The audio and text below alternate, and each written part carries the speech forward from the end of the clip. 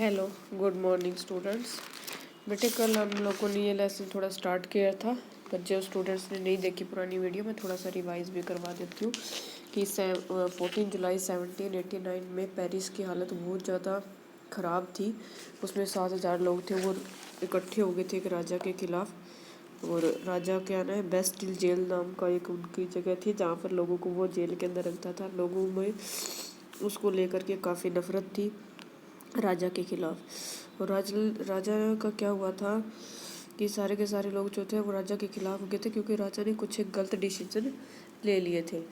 उसका रीज़न यही था जिस वजह से लोग उसके अगेंस्ट हो गए थे, और वहाँ पर एक है रेवोल्यूशन चल पड़ा था। रेवोल्यूशन का मतलब होता है जब बहुत सारे लोग एक साथ इकट्ठा होकर के कोई पॉलिटिकल काम करते हैं, मतलब पॉलिटिकल उसका बहुत जल्दी जो नतीजा आता है, रिजल्ट आता है, उसको रेवोल्यूशन कहा जाता है। एक तरीके से क्रांति कहा जाता है। अब बात आती है 1774 में। 1774 के अंदर लुइस नाम का एक राजा था, जो कि मतलब क्या था, इसका फर्स्ट पेज ये रहा, ठीक है, जिसका नाम था लुइस 16। और वो कहाँ का था, ब्रूनो फैमिली से था। और मतलब ब्रूनो फैमिली से था, और 20 साल की उम्र में उसकी शादी हो गई थी। शादी होने के बाद होता है 20 साल की उम्र में जब उसकी शादी हो गई, तो शादी के बाद उसने क्या किया, वो अपना सारा ध्यान, सारा अट्रैक्शन वाइफ को देता था। प्रजा को एक तरीके से भूल ही चुका था, प्रजा के ऊपर उसका कोई ध्यान नहीं रह गया था। उसके जो प्रजा के प्रति जो कर्तव्य था वो उनको भूल चुका था। उसका रिजल्ट क्या होता है कि वहाँ पर वार शुरू हो जाता है, यानी कि युद्ध होना शुरू हो जाता है लोगों के बीच में। जिस वजह से क्या हो गया, युद्ध के ऊपर उसका काफ़ी खर्चा लग जाता है। फिर दूसरी बात क्या है, जिस वजह से क्या हो जाते हैं, वो उन खर्चों को पूरा करने के लिए लोगों पे टैक्स लगाता है। उन टैक्स की वजह से क्या लोग और ज़्यादा उसके साथ अगेंस्ट हो जाते हैं, भड़क जाते हैं। ठीक है जी, क्या गया जाते हैं। वहाँ पर एक प्लेस है जिसका नाम है वर्सेलाइज। ये देखिए यहाँ पर दिया हुआ है बेटा, ये रहा, यहाँ पर है वर्सेलाइज। ठीक है जी, वो काफ़ी सुंदर जगह थी, काफ़ी अच्छा है नाम का प्लेस है, जिसकी मेंटेनेंस के लिए क्या किया करना पड़ रहा है, बहुत कुछ खर्च करना पड़ता था। और उसके ऊपर वो ज़्यादा खर्चा करने की वजह से क्या करता था, लोगों पे उसके टैक्स बढ़ा देता था। और इन चीज़ों के लिए वो सरकार से भी कर्ज लेता था। और सरकार क्या करती थी उसके अगेंस्ट, जैसे उसने 2 बिलियन डॉलर से उन्होंने कर्ज ले लिया, और उस कर्ज को क्या है, लीवर्स बोला जाता था। और उसके लिए क्या होता था, सरकार उनसे उसको पूरा करने के लिए, उसको चुकाने के लिए सरकार उनसे क्या करती थी, उससे डबल इंटरेस्ट लेती थी, ब्याज उस पर डबल इंटरेस्ट लगाती थी। जिस वजह से उनको काफ़ी टैक्स लगाना पड़ गया, टैक्स को बढ़ावा देना पड़ा। इस वजह से भी लोग क्या थे, उसके खिलाफ हो गए थे, क्योंकि वह सरकार से लोन लेता था, और उसके लिए लोन को चुकाने के लिए उसको डबल पैसे देने पड़ते थे। इंक्रीज परसेंटेज हो जाता था, बजट ऑन इंटरेस्ट पेमेंट, ये इसके अंदर लिखा हुआ है सारा का सारा, आप ध्यान से रीड कर लेना।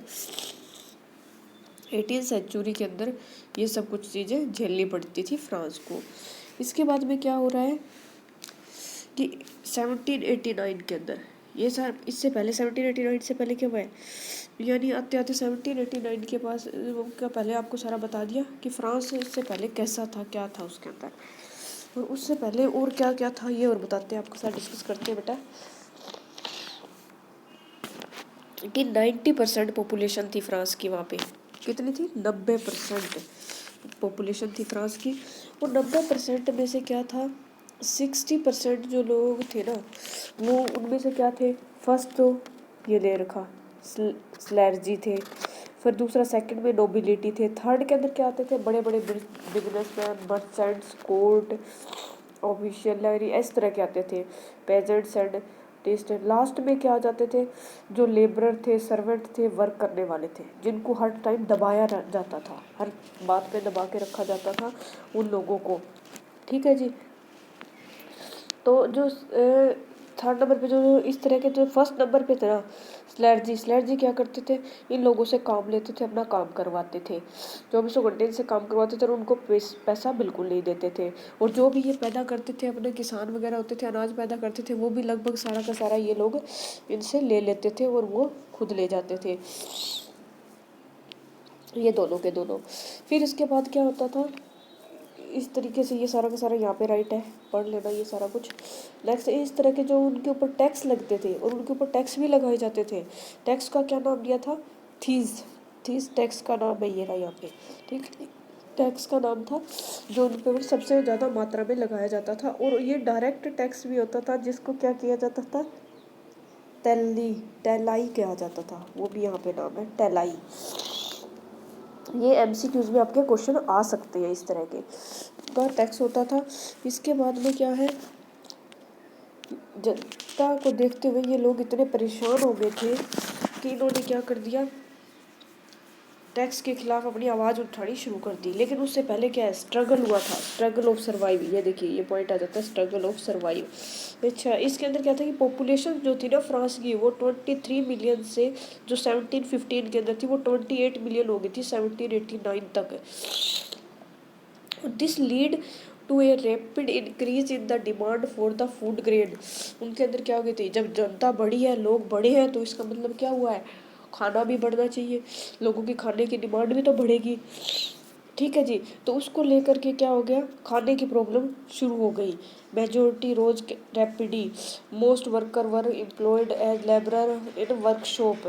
ज़्यादा से ज़्यादा लोग क्या करने लग गए, काम शुरू करने लग गए, अपना वर्क वगैरह का काम करना चाहते थे। लेकिन ज़्यादा जब लोग होने की वजह से, ज़्यादा जनता होने की वजह से वो काम भी उनका ठीक से नहीं हो पा रहा था सारा कुछ। और सबसे बड़ी मुसीबत कब आती है, जब उसमें क्या हो गया, जो फसल के ऊपर सूखा आ गया, हार्वेस्ट आ गया, तो उस वजह से उनको प्रॉब्लम होगी कि सारा का सारा सूखा पड़ गया, अनाज पैदा ही नहीं हो रहा था। और उस सिचुएशन को क्या बोला गया यहाँ पर पे, ये देखिए यहाँ पे बोला गया है सबसिस्टेंस क्राइसिस। सबसिस्टेंस क्राइसिस 1789 में इसमें क्या हो गया, प्रोटेस्ट शुरू हो गया। क्या शुरू हो गया, प्रोटेस्ट। तो इसके लिए क्या किया गया था, राजा ने क्या कर दिया, इसके अंदर दो तरह के फिलोसफर आ गए थे, दोनों फिलोसफरों ने क्या कर दिया, इसको और चेंज कर दिया। वो दोनों फिलोसफर्स के नेम क्या क्या थे, एक तो था जॉन रेसी और दूसरा था जैक्यून्स। जॉन रेसी क्या कहता था कि उसने अपनी बुक के अंदर लिख दिया कि गवर्नमेंट ऐसी होनी चाहिए जिसके अंदर लोगों को पूरी तरीके से फ्रीडम मिले उसके अंदर, और किसी तरह का उनके ऊपर कोई टैक्स ना हो, कोई कर ना हो, कोई बैरियर्स ना हो। उसने उसमें राजा के बारे में सारा का सारा अपनी बुक के अंदर राइट डाउन कर दिया। नेक्स्ट आता है जैक्सन रूशियन। वो क्या कहता है कि नेता जो है लोगों की सुने सारी सलाह, सारी बातें। उसने उसके बारे में अपनी बुक्स के अंदर लिख दिया, जिस बुक का नाम था सोशल कॉन्ट्रैक्ट। बुक का क्या नाम था, सोशल कॉन्ट्रैक्ट, ठीक है जी। इसमें भी क्या है, डेमोक्रेसी के बारे में काफ़ी हद तक लिखा गया है। इसके बाद एक और इनके फिलोसफर हुए, उस फिलोसफर का नाम था, ये लिखा हुआ यहाँ पे, Montesquieu, the spirit of law. उसने क्या किसके बारे में लिखा, स्पिरिट ऑफ लॉ के बारे में लिखा, और उसका नाम था मोंटेस्क्यूज। उसने भी काफ़ी हद तक इसके राजा के बारे में लिखा है, उसकी अच्छाइयों और बुराइयों दोनों को मिक्स करके लिखा हुआ है।